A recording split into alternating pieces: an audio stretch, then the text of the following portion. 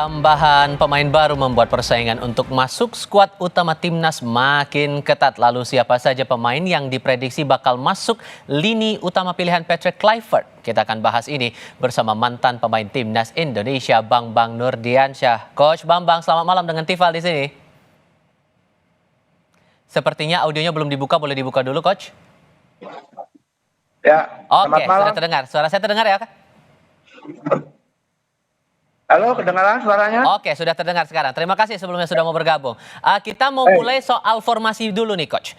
Kalau kita kan biasanya di era Shin Tae-yong formasi 3-4-3 dan sekarang di eranya Patrick Kluivert ini bakal menggunakan formasi 4-3-3. Dengan lawan kita Australia dan masalah kenyamanan dengan anggota timnas kita, mana yang menurut Anda paling aman? Ya, artinya gini loh, formasi itu tidak ada sebuah formasi yang menjamin sebuah kemenangan. Tidak ada satu formasi pun yang bisa dibilang itu jelek.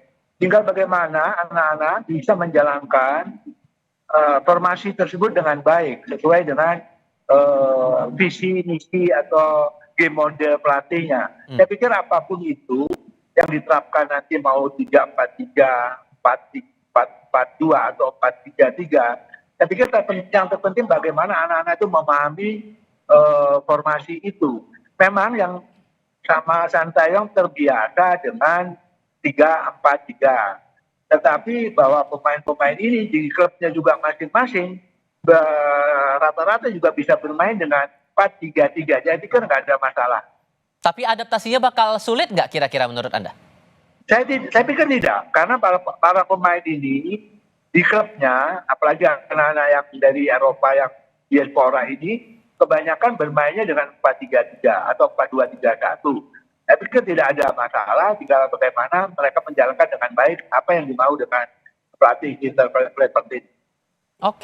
Oke, kita sekarang coba bedah untuk di setiap lini. Kalau untuk posisi kiper sekarang, kalau menurut Anda, apakah nama Marten Pas ini masih jadi pilihan utama dengan kedatangan Emil Audero juga bergabung ke timnas? Ya, saya pikir kalau penjaga gawang nggak bisa diragukan, walaupun beberapa kali Marten Pas itu melakukan blunder, tetapi itu biasa dalam sebuah permainan atau seorang pemain melakukan blunder. Tetapi kita boleh uji juga beberapa kali juga dia melakukan shift yang bagus ketika lawan Australia umpamanya di Senayan. Coach Bambang? Ya. Oke, boleh diulang kembali, Coach? Silakan. Iya, saya pikir posisi kiper tidak tergantikan ya Pas ini. Tetapi biasa dalam sepak bola, dalam suatu permainan pemain bikin blunder. Dia pernah bikin blunder, tetapi kita juga harus apresiasi juga. Dia juga banyak melakukan shift ke lawan Australia. Jadi di kiper nggak ada masalah ya. Dia pilihan utama menurut saya. Oke, tapi kalau untuk lini berikutnya kalau kita gali lagi nih untuk posisi belakang ada nama Rizky Ridho. Ini jadi pilihan di era kepelatihan Shin Tae-yong. Kalau di era Patrick Kluivert apakah akan jadi pertimbangan kembali atau justru akan ada nama baru yang bakal mengisi lini utama? Sekali lagi yang tahu situasi kondisi pemain tersebut adalah tim pelatih. Saya outsider, saya orang luar yang tidak tahu kondisi terakhir daripada Rizky Ridho dan yang lainnya. Tetapi saya pikir siapapun yang jadi starting, tim pelatih di handle tim ini pasti punya data yang baik untuk kebugaran serta pemain mana yang lebih fit. Seperti itu, Mas. Tapi kalau membandingkan dengan beberapa nama potensial macam Kavil Verdong, Jai Ijes, Kevin Dix, Max Hilhers, ini Anda mengkalkulasinya kemampuan masing-masing ini gimana kira-kira? Saya pikir kemampuan kurang lebih saja ya. Kurang lebih saja. Tinggal sekarang siapa yang paling fit. Siapa sesuai dengan strategi juga. Tim pelatih siapa yang untuk jadi starter. Seperti itu. Termasuk juga untuk peluang Sandy Walsh dan Pratama Arhan dimasukkan dalam skuad utama kali ini juga peluangnya sama atau justru ada yang mencolok nih kira-kira untuk bisa memperkuat posisi kita melawan Australia tanggal 20? Saya pikir tentunya yang terbaik yang akan dipasang menjadi starter dari tim pelatih. Jujur saya menarik bahwa tim ini dari semua posisi sebetulnya banyak numpuk. Jadi tinggal milih siapapun yang paling fit untuk diturunkan lawan Australia. Itu menurut saya di posisi striker oleh striker murni ini, oleh Romini namanya, Itu kan kita punya satu itu aja, sedangkan kita selama ini kita kurang bisa bikin gol. Harapan saya Reynir Rummenigge ini bisa menampilkan permainan yang bagus, dan kita juga nggak tahu kondisinya bagaimana dia gitu loh. Karena kita hanya punya striker satu orang, itu striker murni menurut saya. Dan strategi bermain yang jadi poin sekarang, masalah kemampuan semua sama rata begitu? Ya, saya pikir gitu. Di semua lini, Peter Kluivert punya pilihan banyak. Karena di posisi bek kanan banyak, di stopper banyak, di gelandang juga banyak, di bek kiri juga banyak. Tinggal bagaimana pelatih menerapkan strategi dan siapa pemain yang akan diturunkan sesuai dengan kondisi terakhir yang ada di tim itu. Nah, maksud saya kondisi pemainnya. Oke. Kalau kemudian dipakai formasi favoritnya Kluivert 4-3-3 ini, maka kan kemungkinan lini tengah bakal berubah nih. Kalau dari analisis Anda sejauh ini, kira-kira yang bakal jadi pilihan utama untuk mengisi lini tengah timnas kita bakal siapa-siapa saja atau pemainnya begitu? Saya tidak berada siapa-siapa, karena sekali lagi siapa yang terbaik dalam kondisi yang terbaik saat ini itu yang harus diturunkan. Karena pelatih pasti punya data. Kayak kemarin mereka ada latihan bentar, kayak penyegaran. Ya kan pelatih fisiknya bilang ini cuma ngelihat saja waktu di Senayan, waktu di Jakarta kemarin hanya sekedar kayak refresh gitu kan. Nah mereka pasti melihat siapa yang paling fit untuk diturunkan. Kalau salah kualitas, saya pikir hampir rata-rata ya sama lah. Mungkin ada yang di bawah, tapi ada juga yang ada di atas. Tapi perbedaannya nggak terlalu banyak menurut saya. Kalau yang di atas menurut Anda siapa? Di antara yang diprediksi ada nama Tom Haye, Ivar Jenner, kemudian ada pemain baru kita, JP Lupesi. Masing-masing punya kelebihan. Masing-masing punya kelebihan.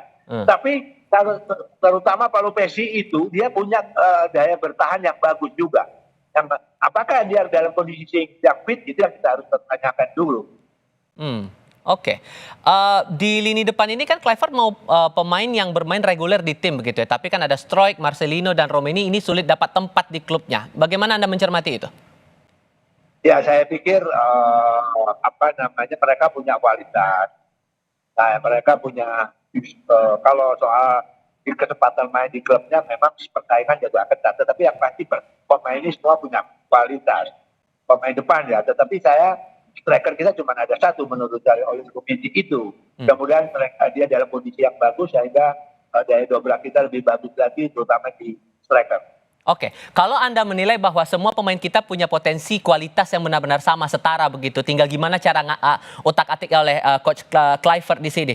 Cuman melihat posisi kita di ranking FIFA saja nih masih terbilang terpaut cukup jauh, dan terbiasa dari Australia sendiri juga terbiasa dengan pertandingan kelas dunia semacam FIFA ataupun juga Piala Dunia ini. Hal apa sesungguhnya yang menurut Anda harus jadi concern buat Coach Kluivert melatih timnas kita menghadapi pertandingan melawan Australia nanti? Hal apa yang paling krusial di sini?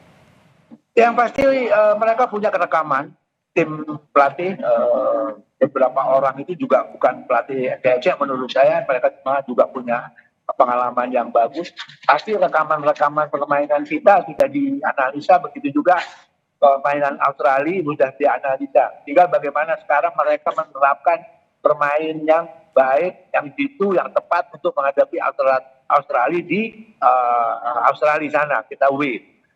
Soal ranking itu memang dulu kita memang sebelum ada diaspora dan prestasi kita waktu itu tidak sebagus sekarang, otomatis ranking FIFA kita memang jauh di bawah Australia. Tetapi harus ranking kita tidak bisa juga menentukan 100%. Dalam pertandingan besok kita pasti di bawah Australia, belum tentu juga. Buktinya di Senayan kita bisa tahan draw begitu.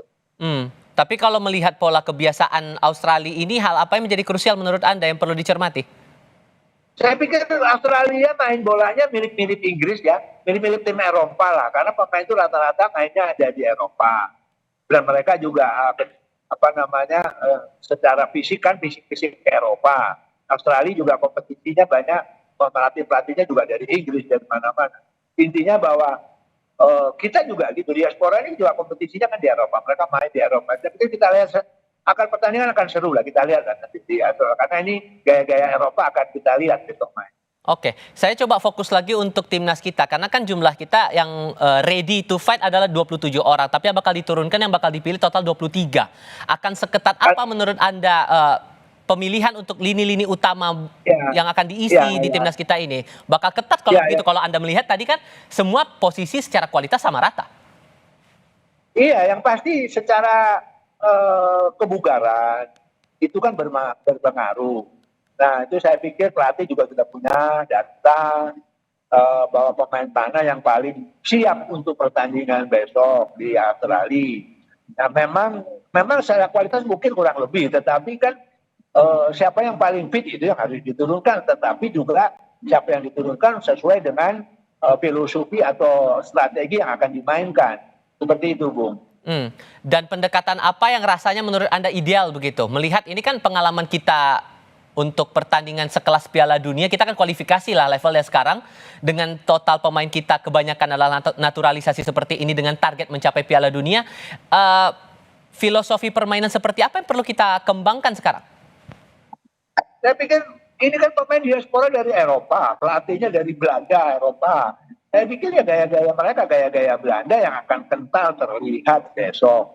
Gitu. Cara bagaimana mainnya, kita tidak, Patrick kan orang Belanda.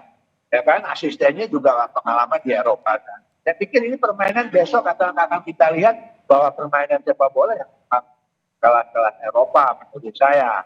Karena dua-duanya kan Australia juga banyak pemainnya yang main di luar Australia juga, dan mereka keturunan Eropa juga gaya mainnya seperti orang Eropa. Memang menarik untuk disimak besok lah ketika lawan Australia, bagaimana tugas Patrick Kluivert ini untuk bisa paling tidak lebih baik lah daripada Sintayong kemarin, walaupun Sintayong juga punya prestasi yang menurut saya cukup luar biasa, tetapi pergantian Sintayong kan tentunya ada tujuannya. Iya. Yang pasti tujuannya akan lebih baik daripada Sintayong, bukan Sintayong jelek gitu. Nah, ini Oke. tantangan buat Patrick Kluivert. Tinggal otak-atiknya sekarang dan tentu harapan kita di tanggal 20 hasilnya akan baik juga. Coach Bambang, terima kasih sudah berbagi pandangan bersama kami kali ini. Selamat malam, Coach. Selamat malam.